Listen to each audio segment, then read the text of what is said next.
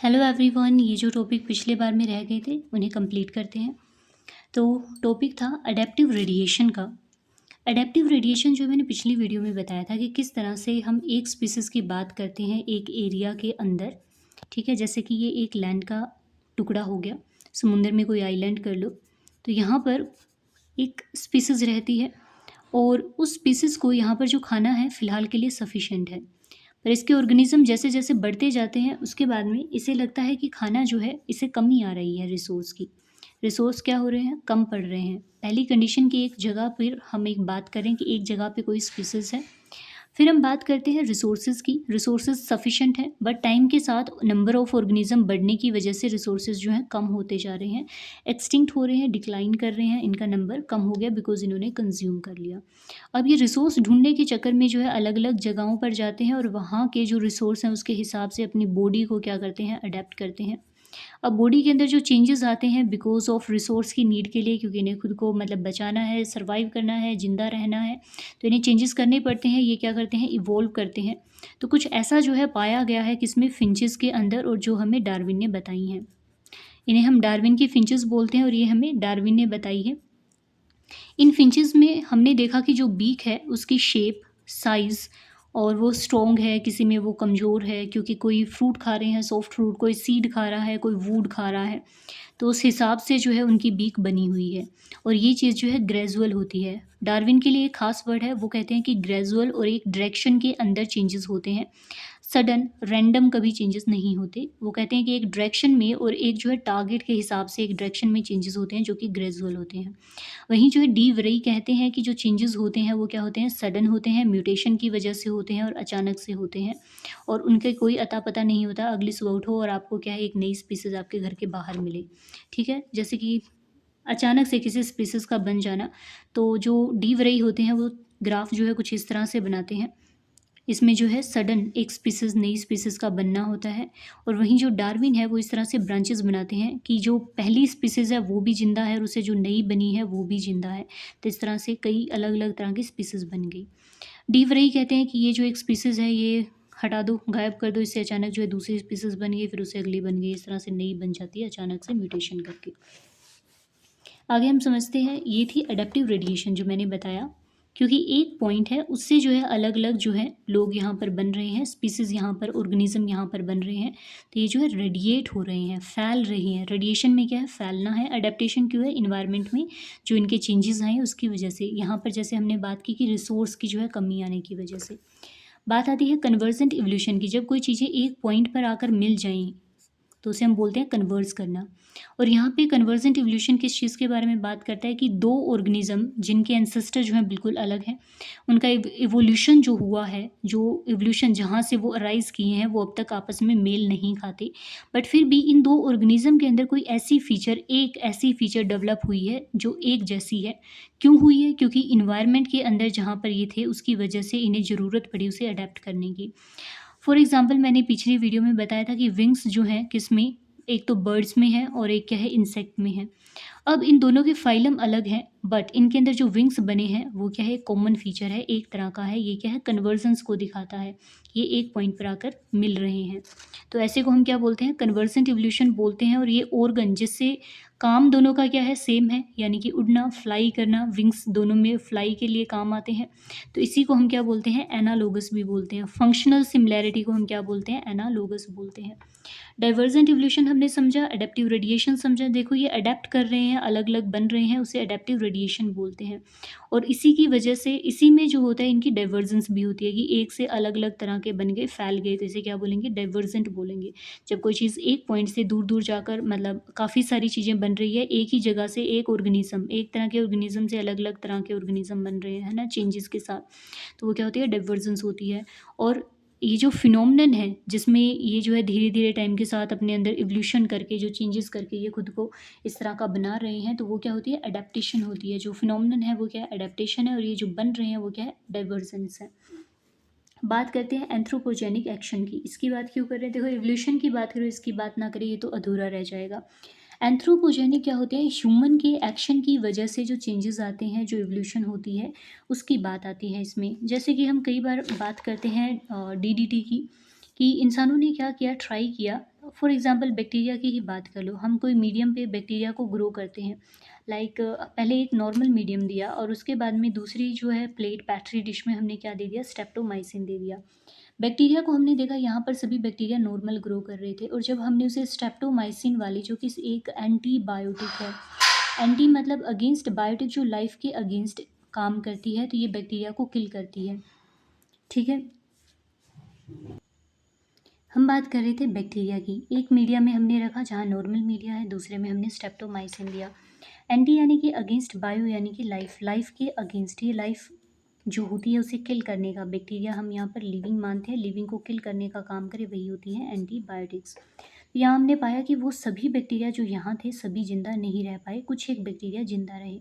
तो इसी तरह से नेचर का जो डार्विन ने हमें कॉन्सेप्ट बताया था कि हर तरह की चीज़ें पहले से एग्जिस्ट करती हैं, बस कुछ का नंबर कम हो जाता है, कुछ सर्वाइव कर जाते हैं। तो यहाँ कंपटीशन होता है जीने के लिए इन्वायरमेंट में, और जो इन्वायरमेंट के साथ अडेप्ट करके ज़िंदा रह पाता है वही जो है फिट है। और यहाँ पर जो है एग्जिस्टेंस की बात आती है, एग्जिस्ट वही करेगा जो फिट है, इसीलिए उन्होंने टर्म दी थी सर्वाइवल उसी का होता है जो फिट होता है। तो सर्वाइवल ऑफ फिटेस्ट होता है, जो फिट रहेगा वही जिंदा रहेगा। तो इसमें वही चीज़ समझ आती है हमें। जैसे ह्यूमन के एक्शन से क्या हुआ, ह्यूमन क्या करते हैं, स्प्रे कर देते हैं पेस्ट वगैरह को किल करने के लिए, बट टाइम के साथ हम पाते हैं कि हम जितनी जो है हाई डोज की और जितनी ज़्यादा जो है लीथल स्प्रे हम करते हैं, तो कुछ ऑर्गेनिज्म ऐसे होते हैं जो कि उनका नंबर बढ़ जाता है। हम कहते हैं कि ये ऑर्गेनिज्म आ गए हैं, अब नहीं, वो पहले से होते हैं, उनका नंबर कम होता है। बट जैसे जैसे हम स्प्रे करते हैं तो जो रेजिस्टेंट वैराइटीज़ होती हैं वो पीछे रह जाती हैं, और जो सेंसिटिव होती हैं वो सारी किल हो जाती हैं। सेंसिटिव का नंबर कम हो जाता है, रेजिस्टेंट का नंबर जो है टाइम के साथ बढ़ता रहता है, ये ज़्यादा हो जाती हैं। खाना उतने का ही है, सेंसिटिव भी है वहाँ पर, रेजिस्टेंट भी है। स्प्रे करने की वजह से क्या होता है, सेंसिटिव वाले मर जाते हैं, अब खाना काफ़ी है, रेजिस्टेंट वालों को खाना अच्छा खासा मिल रहा है, और ये अपने नंबर प्रोजेनी जो है बढ़ाते जाते हैं। तो इसी तरह से ह्यूमन के एक्शन की वजह से ऐसे पेस्ट भी आ जाते हैं हमारी नेचर में, इकोसिस्टम में, जो है रेजिस्टेंट होते हैं, फिर उन्हें हैंडल करना काफ़ी मुश्किल होता है। तो ये था एंथ्रोपोजेनिक एक्शन, ठीक है, जिसमें इवोल्यूशन और जिसमें हमने जाना कि किस तरह से नेचर में अडेप्टेशन देखने को मिली। आगे समझते हैं नेचुरल सिलेक्शन को। इसमें क्या होता है, नेचुरल सिलेक्शन जो डार्विन वाली बात है, ये टर्म दी ही उन्होंने है, एक वेलिस हैं उन्होंने भी दी है, और काफ़ी टाइम बाद में ये दोनों पर्सन जो है, डार्विन और वेलिस जो है, दोनों पर्सन काफ़ी दूर डिस्टेंट के हैं, और इन्होंने इंडिविजुअली जो है मतलब इंडिविजुअली काफ़ी दूर रहते रहते जो है सारा कॉन्सेप्ट दिया है। और जब डार्विन वेलिस से मिलते हैं तो पाते हैं कि इन्होंने जो बातें लिखी हैं वो ठीक वैसी हैं जो इन्होंने जाकर नेचर में ऑब्जर्व करके रिकॉर्ड की हैं। तो इन दोनों की बातें लगभग सेम ही है कि नेचर कैसे सिलेक्ट करती है, ये सारी चीज़ें। तो नेचुरल सिलेक्शन का कॉन्सेप्ट दोनों का है, बट हम पढ़ते हैं डार्विन को ज़्यादा है। तो यहाँ नेचुरल सिलेक्शन में कुछ मेन बातें आती हैं, वो है स्ट्रगल। अगर आप स्ट्रगल करते हो और अडेप्ट कर लेते हो और एग्जिस्ट कर जाते हो, आपके नंबर जो है ज़्यादा है आपके कंपटीटर से, तो उस टाइम पे क्या है, आप फिट होते हो, फिट को जो है नेचर फेवर करती है, इस बात का ध्यान रखना। अगर आप स्ट्रगल करके compete करके अपना नंबर ज़्यादा रख लेते हो, आपके प्रोजेनिस ज़्यादा है नेक्स्ट जनरेशन में और आपके कंपटीटर के कम है, तो आप क्या है, फिट हो, और फिट को नेचर क्या करती है, फेवर करती है। एक बोनस पॉइंट ही मान लो कि जो फिट होगा उसे नेचर फेवर करेगी। ठीक है, तो यहाँ पे जैसे हम पढ़ सकते हैं पैरासाइट के बारे में, प्रीडेटर के बारे में। तो क्या होता है, जैसे प्रीडेटर की जब हम बात करें, यहाँ पर प्रे प्रीडेटर का रिलेशन होता है। प्रे ट्राई करता है जिंदा रहने के लिए, वो खुद में चेंजेस करता है, और उसी तरह से प्रीडेटर भी खुद में चेंजेस करता है ताकि वो प्रे को खा सके। तो इनकी आपस में जो है ये खिंचातान सी चलती रहती है। प्रेडेटर खुद में चेंजेस करेगा, प्रे भी बराबर चेंजेस करेगा। प्रे चाहता है उसका नंबर ज़्यादा रहे, प्रेडेटर चाहता है वो भूख ना मरे, उसे खाना मिलता रहे। तो ये जो चेंजेस होते हैं ये भी तो एक तरह से नेचुरल सिलेक्शन का ही है कि किस तरह से ये खुद को नेचर में अडेप्ट करने की कोशिश कर रहे हैं और ज़िंदा रहने की कोशिश कर रहे हैं। ठीक वैसे ही प्रेडेटर जो होते हैं वो ट्राई करते हैं जो लिविंग बींग पे ये रहते हैं, जहाँ से ये खाना लेते हैं लिविंग से। पैरासाइट वही होते हैं जो लिविंग से खाना लेते हैं। ठीक है, तो ये पैरासाइट ट्राई करते हैं कि ये अपने होस्ट के ऊपर जो है रहें, और होस्ट जो है उसी से खाना लेते रहें, और जो होस्ट होता है वो ट्राई करता है कि इसे किसी तरह से छुटकारा पाया जाए। तो ये नेचर के कुछ जो है नमूने हैं जिन्हें हम समझते हैं कि किस तरह से नेचर में जो है चीज़ें चलती रहती हैं, उनमें इवोल्यूशन चलता रहता है। फिर आगे जो है कुछ एक ग्राफ आते हैं जिनसे कई बार क्वेश्चन बनता है। किस तरह की ग्राफ है, देखो यहाँ पर एक मैंने मीन वैल्यू की तरफ जो है काफ़ी हाई पीक बना रखी है। अगर हम इसे समझें तो ये वाई एक्सिस है और ये क्या है, एक्स एक्सिस है। यहाँ पर मैंने नंबर लिखा है 1 2 3। इससे हम समझते हैं इन्हें हम कुछ करेक्टरिस्टिक मान सकते हैं, ठीक है। और वाई एक्सिस पे हम मान सकते हैं नंबर ऑफ़ इंडिविजुअल कि कितने जो है इंडिविजुअल हैं यहाँ पर, ठीक है। तो हमने जाना कि जो कैरेक्टरिस्टिक 1 है उसके अंदर क्या है, काफ़ी कम इंडिविजुअल है, और जो 3 है उसमें भी काफ़ी कम है। बट अगर हम 2 टाइप वाली देखें, जो नंबर 2 पे है, यहाँ पर ये काफ़ी हाई पीक मिली है, और यहाँ पर जो इंडिविजुअल है वो क्या है, काफ़ी हाई है। तो अगर मीडियन जो मिड है, जो मीन है, मीन वैल्यू अगर ज़्यादा है तो हम इसे क्या मानते हैं, ये क्या है, स्टेबल है।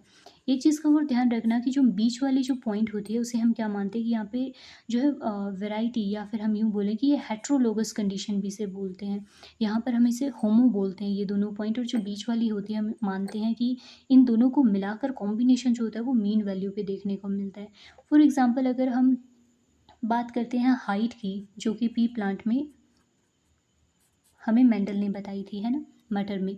तो हम ऐसे सोच सकते हैं कि यहाँ पर जो है टी वाले हैं, जो टॉल हाइट वाले हैं वो यहाँ हैं, और स्मॉल टी वाले जो ड्वार्फ हाइट वाले हैं वो यहाँ हैं, और ऐसे प्लांट जो मतलब टॉल तो हैं बट उनका जो जीनोटाइप है वो क्या है, कैपिटल टी और स्मॉल टी है।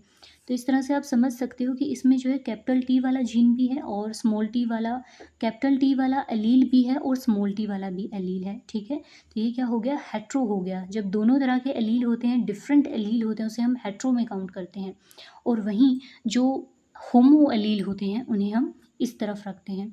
तो हम इस ग्राफ से हम ये समझते हैं कि यहाँ पर जो है वैरायटी ज़्यादा है। यहाँ पर अगर इस वाले नंबर ज़्यादा हो जाए तो सिर्फ हमें यही वैरायटी देखने को मिलेगी, ड्वार्फ वाले जो है गायब हो जाएंगे, एक्सटिंक्ट हो जाएंगे। और अगर सिर्फ ड्वार्फ वाले ज़्यादा हो जाए तो ये दोनों जो है एक्सटिंक्ट हो जाएंगे, तो हमें कैपिटल टी नहीं देखने को मिलेगा। तो ऐसा भी तो हो सकता है कि जो कैपिटल टी वाले प्लांट है उनके अंदर कोई ऐसी फीचर हो जो बढ़िया हो, एक टाइम नेचर में कोई ऐसी बीमारी आए, कुछ हो, उस टाइम पर टॉल टी वाले सर्वाइव कर जाएं, और स्मॉल टी वाले अगर ना करें तो, अगर टॉल टी वाले होंगे ही नहीं तो कहाँ से सर्वाइव करेंगे, और जो स्मॉल टी वाले हैं फिर वो बचेंगे नहीं। इसलिए माना जाता है कि अगर दोनों तरह की वैरायटीज़ हो, जितनी ज़्यादा वैरायटी उतना बढ़िया होता है। तो इसे जो है स्टेबल माना जाता है। जो मीन वैल्यू पे अगर पीक पे ग्राफ देखने को मिलते हैं वो स्टेबल में काउंट होता है। वहीं पर हर तरह के ग्राफ नेचर में होते हैं, और जैसे ह्यूमन के एक्शंस हैं, जैसे हम क्या करते हैं, काऊ में जो मिल्क की बात की जाती है, तो काऊ जो होती है वही वैरायटी को ज़्यादा प्रमोट किया जाता है, उन्हीं काउज़ में जो है सुपर ओवुलेशन करवाया जाता है, और फिर उसके बाद में सैरोगेट जो काउज़ होती हैं उनके अंदर उनके एग जो है ट्रांसफ़र करवाए जाते हैं, जो काऊ ज़्यादा मिल्क देती है। सुपर ओवुलेशन वाला सुना होगा, काफ़ी सारे ओवुलेशन एक ही साइकिल में जो है रिलीज़ करवाए जाते हैं हार्मोन वगैरह देकर, ह्यूमन के एक्शन की वजह से। तो अब जो काऊ ज़्यादा मिल्क देती है वो किस तरफ जाएगी, वो तो एक साइड में जाएगी, डायरेक्शन में जाएगी, क्योंकि 3 तरह की चीज़ें होती हैं, या तो काऊ जो है लो मिल्क देगी, या फिर मीडियम यानी कि बीच का सा मिल्क देगी, या फिर काफ़ी ज़्यादा मिल्क देगी, और जो हाई मिल्क देगी वो तो एक ही साइड में जाएगा। इस तरह का ग्राफ जो हमें या तो इस साइड में मिलेगा या फिर इस साइड में मिलेगा, बीच में नहीं मिलेगा। और जब ये साइड्स में चला जाए ना तो उस चीज़ को हम क्या बोलते हैं, डायरेक्शनल बोलते हैं। ये क्या, एक डायरेक्शन में चला गया। तो क्वेश्चन डायरेक्टली यही बनता है, ग्राफ दिया होता है और पूछा जाता है कि डायरेक्शनल कौन सा है। तो याद रखना, अगर ये साइड्स में चला जाए ना, या तो इस साइड चला जाए या फिर इस साइड चला जाए, तो ये क्या है, डायरेक्शनल ग्राफ है। ये ग्राफ और देख सकते हो। और जो मीन वाला ग्राफ था ना, उसका एक एग्जांपल बनता है जो न्यूबॉर्न बेबीज़ होते हैं। इसका क्या ग्राफ बनता है, ये मीन वाला ग्राफ बनता है न्यूबॉर्न बेबीज़ का। क्यों, देखो ये डायरेक्शन की तरफ नहीं जाता। जो न्यूबॉर्न बेबीज़ होते हैं उनमें वेट की बात की जाती है, और उनका वेट जो है 2.5 से लेके और जो है 3.5 या फिर 4 केजी का होता है ना। ये बेबीज़ ज़्यादा सर्वाइव करते हैं, इनके सर्वाइवल के चांसेस जो होते हैं वो क्या होते हैं, ज़्यादा होते हैं। अराउंड 95% बेबीज़ जो होते हैं इस वेट कैटेगरी के सर्वाइव करते हैं। वहीं अगर 2.5 से कम हो जाए, मानो कि ये 2.5 से कम इस डायरेक्शन में है, ठीक है, और अगर ये 4 से ज़्यादा हो जाए जो कि इस डायरेक्शन में है, तो ये वाले जो प्रोजेनिस होते हैं ये कम सर्वाइव करते हैं। यहाँ वाले और यहाँ वाले कम सर्वाइव करेंगे, और जो यहाँ वाले होंगे जो मीन वैल्यू पे होते हैं, जो कि 2.5 से 3.5 या फिर 4 के बीच के होते हैं, ये ज़्यादा सर्वाइव करते हैं। तो ये था मीन वैल्यू का, जो कि स्टेबल माना गया। और ये डायरेक्शनल का जो हमने जाना, जैसे कि हाई यील्डिंग वाली जो काऊ होती है जो मिल्क ज़्यादा यील्ड करती हैं। इसी के साथ एक ग्राफ और बनता है जिसे बोलते हैं डिसरप्टिव। डिसरप्टिव का ग्राफ कैसे होता है, देखो ये कुछ इस तरह से होता है कि हमें जो है साइड्स वाली दोनों वैल्यूज़ देखने को मिल रही है, बट जो मीन वाली वैल्यू है वो मिसिंग होती है, ठीक है। मीन वाली वैल्यू नहीं होगी, साइड वाली वैल्यूज़ होगी। अगर ये ग्राफ कुछ इस तरह से है तो ये डिसरप्टिव का ग्राफ है। ये डायरेक्टली जो होते हैं ग्राफ दिए होते हैं और हमें सिर्फ मैच करने होते हैं कि कौन सा है। इसका इतना ही क्वेश्चन बनता है। आगे समझते हैं हार्डी वेनबर्ग का प्रिंसिपल। ये काफ़ी इंपॉर्टेंट है और इससे न्यूमेरिकल्स भी आते हैं, काफ़ी इजी आते हैं, बट जब किए नहीं होते तो समझ नहीं आते। हार्डी वेनबर्ग जो है, इन्होंने एक प्रिंसिपल दिया है उसमें ना 2 इक्वेशन हैं, क्या हैं? p प्लस क्यू अगर करें तो वो 1 के इक्वल होता है, और P square Q square plus 2p Q करें तो वो भी 1 के इक्वल होता है। ये इन्होंने 2 इक्वेशन दी हैं। समझते हैं ये है क्या? देखो, हार्डी वेनबर्ग ने कहा था कि इन्हें कोई चेंजेस नहीं पसंद। किस तरह से इनके जो क्वेश्चन होते हैं वो इन्हीं के टर्म्स के हिसाब से, इन्हीं के जो टर्म्स है उसी से सोल्व कर सकते हो। कुछ ऐसा मानो कि एक बड़ा सा एरिया है और उसमें क्या है, लार्ज पॉपुलेशन है, मतलब हज़ारों इंडिविजुअल हैं। ये हमेशा लेकर चलते हैं कि एक लार्ज पॉपुलेशन है। इनके क्वेश्चन इसी से सोल्व होंगे। जो पॉइंट मैं जो वर्ड बोल रही हूँ उन्हें एज इट इज़ ध्यान रखना।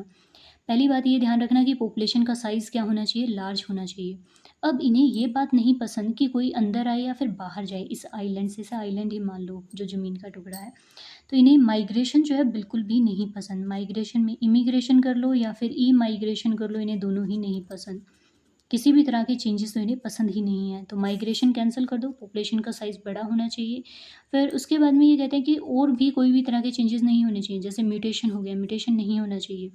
और जब ये इंडिविजुअल आपस में ब्रीड करते हैं या फिर मेट करते हैं तो ये मेटिंग क्या होनी चाहिए, रैंडम होनी चाहिए, सिलेक्ट नहीं करना।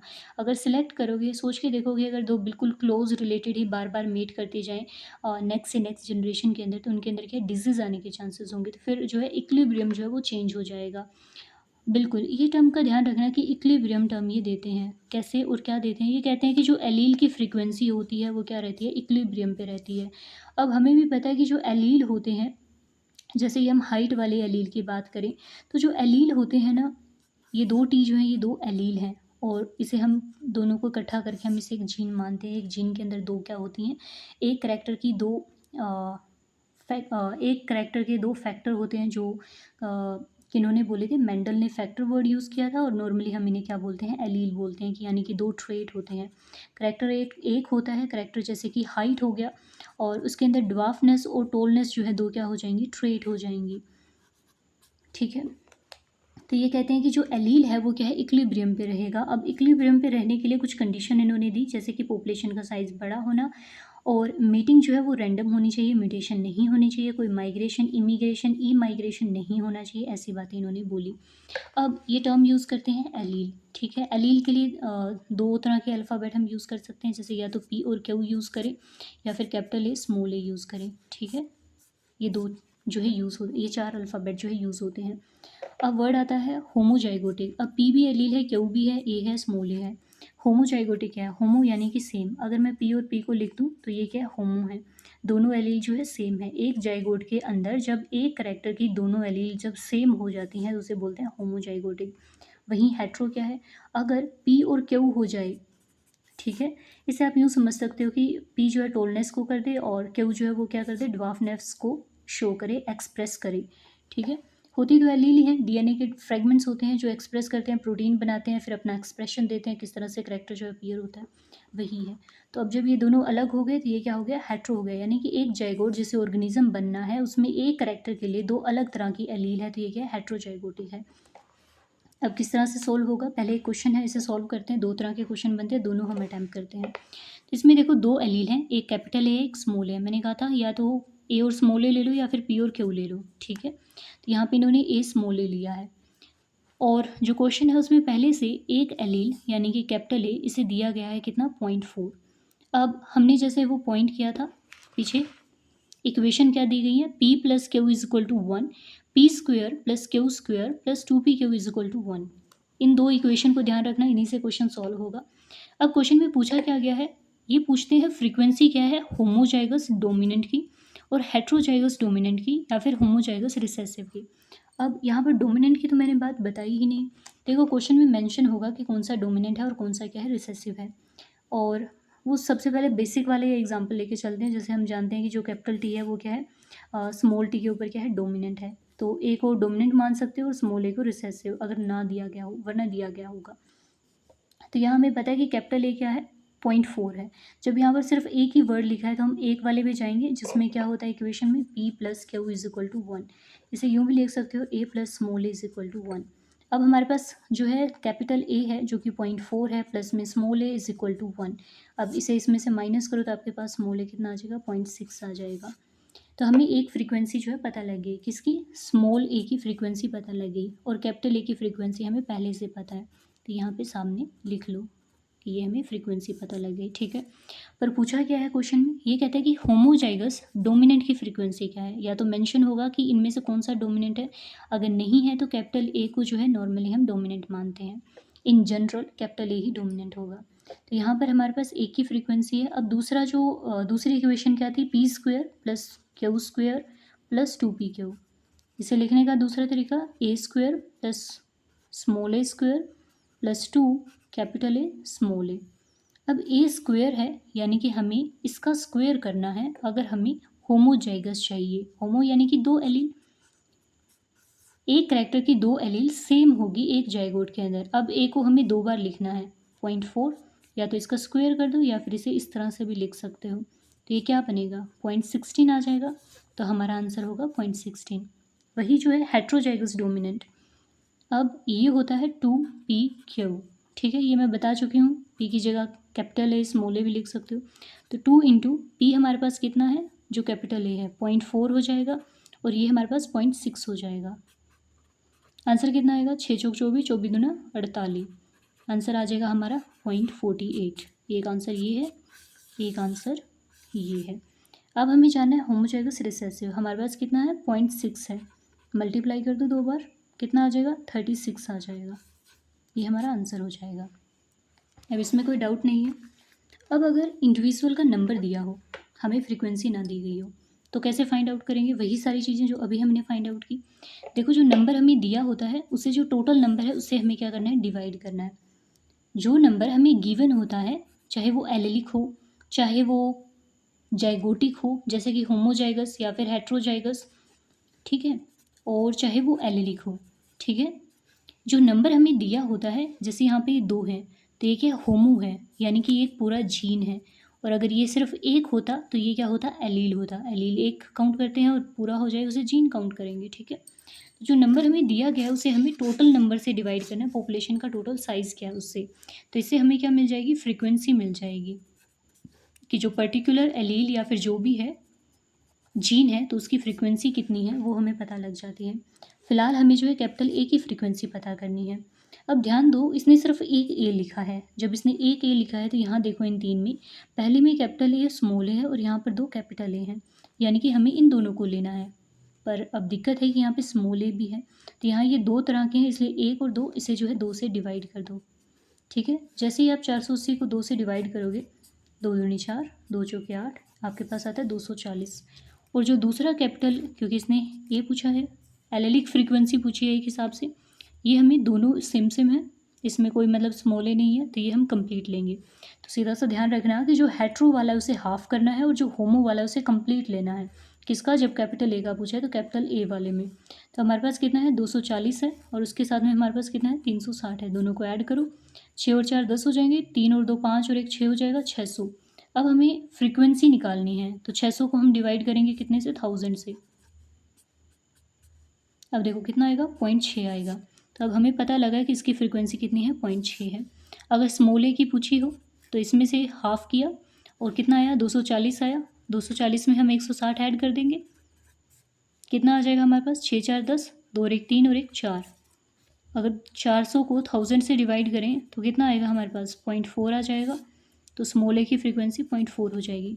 वहीं जो है हेट्रो की अगर फ्रीक्वेंसी पूछी हो तो कितनी आएगी, 480 को डिवाइड कर दो कितने से, हमें डिवाइड करना है 1000 से, कितना आया, 48 आया। ये जो है हेट्रो की फ्रीक्वेंसी हो जाएगी, ठीक है। इसी तरह से एक चीज़ और भी है, जैसे हमने इनका अलग अलग निकाला। नॉर्मली अगर हमें यहाँ पर एलेलिक फ्रीक्वेंसी पूछी हो, या फिर हमें यहाँ पे जो है जिस तरह से वो है होमोजाइगस फ्रीक्वेंसी पूछी हो, तो वो कैसे निकालेंगे। होमोजाइगस फ्रीक्वेंसी काफ़ी आसान है। जब ये होमो मतलब कि सेम, दो चीज़ें सेम हो इस तरह से पूछे, तो ये देखो इसे डायरेक्ट भी कर सकते हैं, क्योंकि ये दोनों दिए गए हैं ना, दोनों इकट्ठे हैं। तो इसे आपको क्या करना है, डायरेक्टली इसे 1000 से डिवाइड करना है, 36 आ जाएगा। कैसे, अगर एक एलील की निकालनी हो तो यहाँ पे 2 हैं, 1 से डिवाइड करो, कितना आ जाएगा, एक सेकेंड, ये जो है पी स्क्वेयर होता है ना, इसका स्क्वेयर कर दो। स्क्वेयर से जब होगा तो ये कितना आएगा, 0.6 आएगा। तो जो एक एलील की होगी वो कितनी होगी, 0.6 होगी। और ठीक वैसे ही यहाँ पर जो जाइगोट की आएगी वो 0.16 आएगी। और यहाँ पे क्यू का स्क्वेयर करो, इसका स्क्वेयर यहाँ लगाओ, अगर स्क्वेयर हटाना है तो यहाँ पे कितना आएगा, 0.4 आएगा। ये तो था। आई होप आपको ये समझ आ गया हो। आज के लिए इतना ही। नेक्स्ट वीडियो में अगले टॉपिक की बात करेंगे। अगर आपको कोई टॉपिक समझना हो, आसान लगे, और अगर आपको कोई और टॉपिक समझना हो तो कमेंट में ज़रूर बताना। इस वीडियो को लाइक, शेयर, सब्सक्राइब करना। Thank you. आज के लिए इतना ही।